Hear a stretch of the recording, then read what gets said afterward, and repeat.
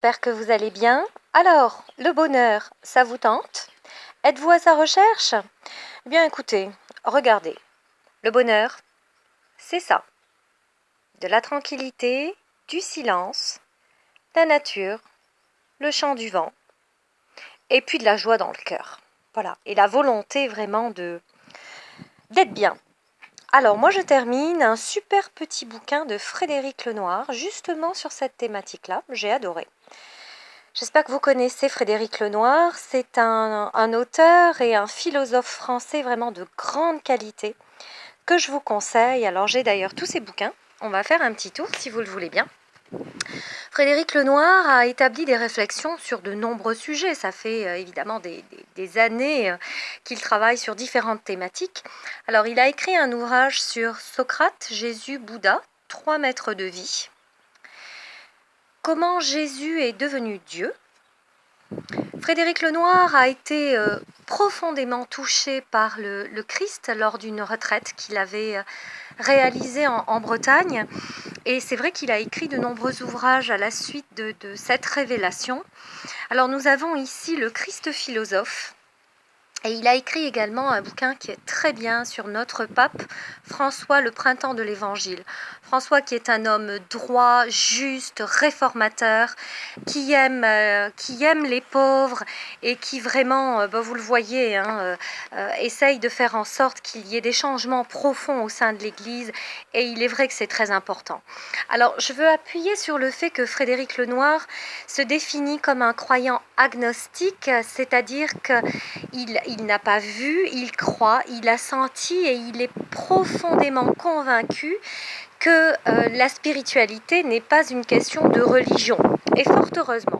Et cette importance de rentrer dans son intérieur, de se poser des vraies questions existentielles, d'aller chercher un petit peu tous ces sujets pour avancer dans notre vie, c'est vraiment primordial.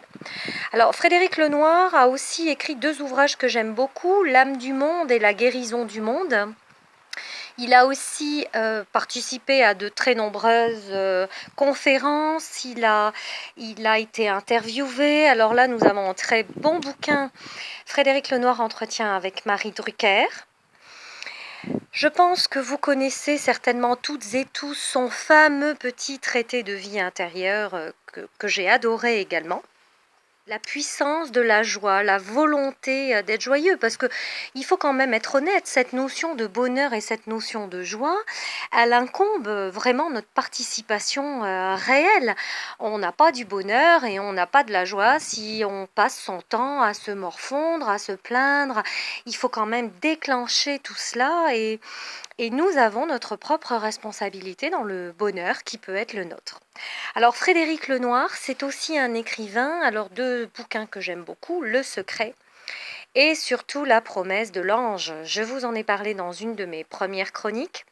C'est à cette époque-là que j'ai découvert Frédéric Lenoir, lorsque cet ouvrage est sorti en collaboration avec Violette Cabessos.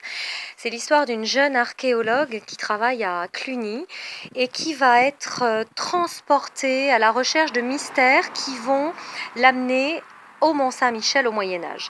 Alors le livre est découpé en chapitres et vous avez un chapitre à l'époque contemporaine et un chapitre à l'époque du Moyen-Âge. Évidemment, les chapitres se recoupent à chaque fois et dès qu'on a terminé un chapitre sur l'époque contemporaine, on a envie de savoir ce qui se passe à la suite. Et même chose pour le chapitre du Moyen-Âge, c'est un excellent bouquin. Si vous ne connaissez pas Frédéric Lenoir, eh bien écoutez, commencez par celui-ci, le petit traité de vie intérieure. Voilà. Bon, eh bien écoutez, moi je vais poursuivre ma séance bien-être. Je vous souhaite, mes chers amis, tout le bonheur du monde. Vous voyez, moi je ne suis pas malheureuse. Aujourd'hui il fait super beau, on nous annonce la pluie demain, mais c'est pas grave, on chantera sous la pluie. À très bientôt, salut!